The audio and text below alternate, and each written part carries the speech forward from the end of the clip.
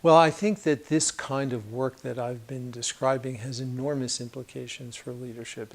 I would say, I'd go even further and say it's absolutely critical for leadership. So there are a few elements that I think are really important here. One is the capacity to pay attention and to engage in deep listening.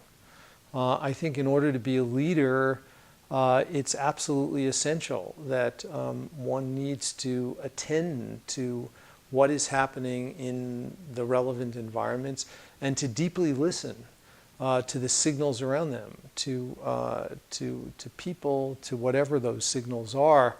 And that's something that requires practice, I believe.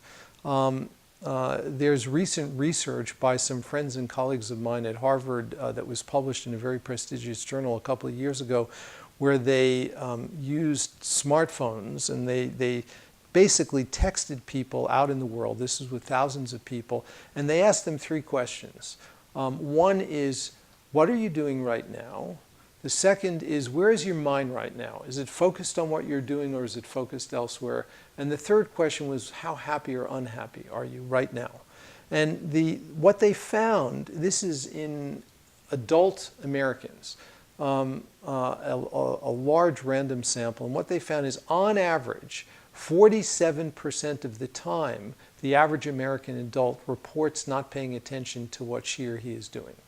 47% of the time. That's crazy. And we could do better. I am absolutely convinced that we can do better. And I don't think that leaders, I should say this, individuals who are in leadership positions are necessarily any better at this. And I think that this is one area where these kinds of practices unequivocally can make a difference. And I think one other element of attention is the ability not just to focus, but to also have attentional breadth. That is, to be aware in a kind of panoramic way and not to put blinders on, but to be sensitive to all of the information 360 that's happening around you. That kind of quality of panoramic awareness is also something that can be cultivated.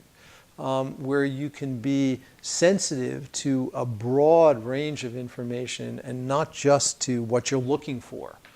And so that's really key. And I would say that a second major domain is the capacity to regulate one's emotions, to not act necessarily on any impulse which may arise.